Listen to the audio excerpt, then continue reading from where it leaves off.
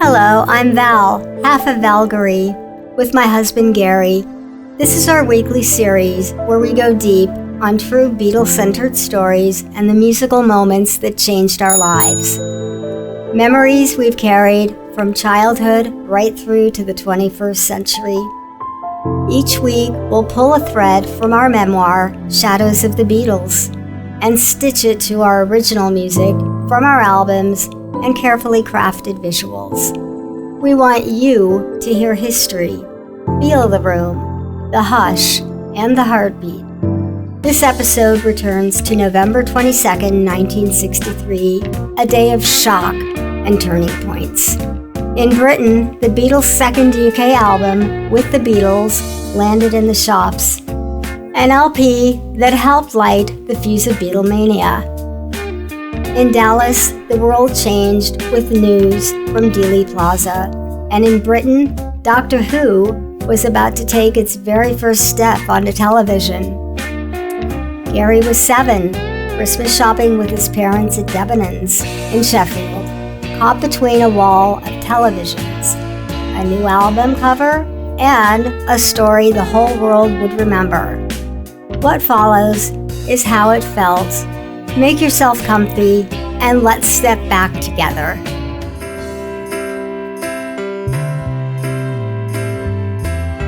November 1963. Britain hums with routine. Streets glow with Christmas lights.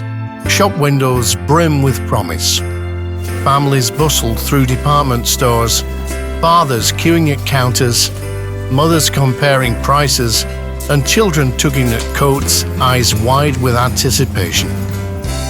This is the post-war dream made solid.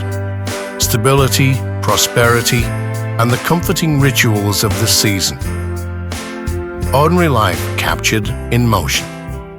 Yet history rarely respects the ordinary. Just when life feels safest, the ground shifts beneath our feet. At the record counter, something new is stirring.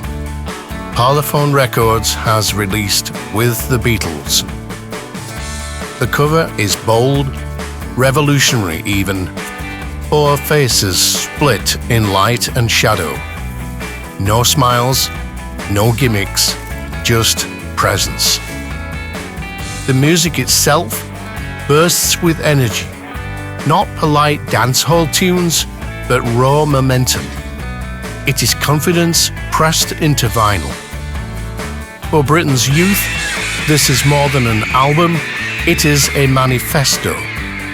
The sound of a new generation insisting on being heard. And for those queuing at the counter, this is the Christmas gift that carries something larger. Identity, belonging, a beat that will not be ignored. But then, without warning, the air changes. We interrupt this program with a special bulletin from Dallas, Texas. President John Fitzgerald Kennedy was struck by an assassin's bullets as his motorcade passed through the city shortly after noon today. At approximately 1 o'clock Central Standard Time, the president was pronounced dead at Parkland Memorial Hospital. Vice President Lyndon Johnson, who was 3 cars behind the president, has assumed the duties of the nation's highest office. The nation stands stunned and in mourning tonight, faced with the tragic loss of its 35th president. Kennedy, young, charismatic, modern, had been a symbol of optimism. For many in Britain, he represented the future, a leader who looked like the youth they wanted to be. And now, that optimism lies broken in a motorcade on the streets of Dallas. Here lies one of history's strangest juxtapositions. On the very day that political hope is gunned down, cultural hope is released on vinyl. The laughter of 4 Liverpool lads captured in music. The solemn march of a fallen president's coffin captured in black and white newsreel. One symbolizes joy, the other tragedy. One movement collapses, another one explodes. It is as if history is rebalancing itself, as if the energy denied in politics now reappears in music.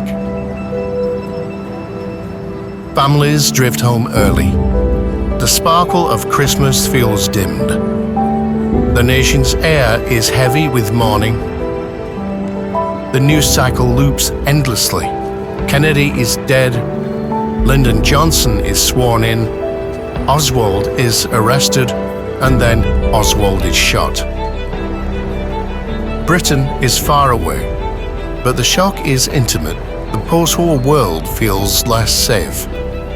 If even Kennedy, youthful, charismatic, seemingly untouchable, can be struck down, then perhaps no optimism can survive. And then, on that following Saturday evening, the BBC broadcast something entirely new, a series called Doctor Who. At first glance, a simple children's science fiction program, but in retrospect, a cultural giant is born. The TARDIS, the Doctor, the idea of time travel. These become fixtures of the imagination. It is striking that such a program begins on this weekend of all weekends. At the very moment the world is confronted with mortality, television offers a story about immortality, about escape from time itself, about the possibility of surviving history by stepping outside of it. So what are we to make of this convergence? Kennedy's death symbolized the fragility of political optimism. The album with the Beatles symbolized the rise of cultural optimism. Doctor Who symbolized the survival of imagination. This was not simply coincidence. It was a cultural handover. Politics had failed to protect the dream, but music and television offered continuity, offered energy, and offered wonder. The weekend of November 22nd, 23rd, 1963 marks more than tragedy. It marks the dawn of modern popular culture. From this point forward, people would not look only to leaders for meaning. They would look to musicians, to television, to stories that carried them beyond the limits of politics. In one weekend, the 20th century fractured and remade itself.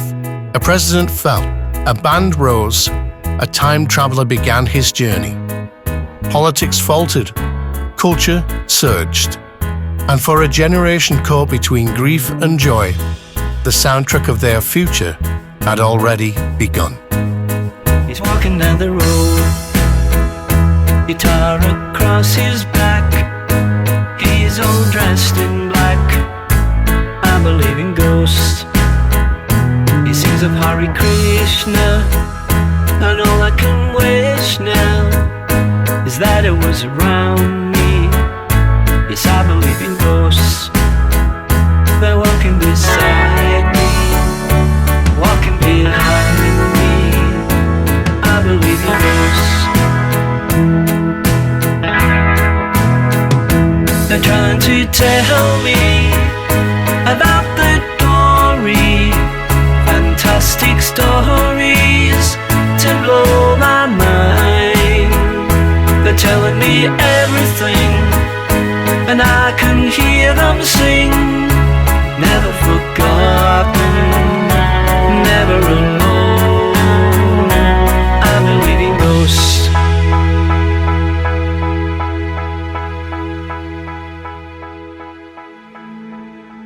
Thank you for watching. Next week, a late night mystery. 11:30 p.m., November 1964. Just a few months after the release of A Hard Day's Night, Gary leans against a cold window and hears two unmistakable voices singing outside. What did he really hear?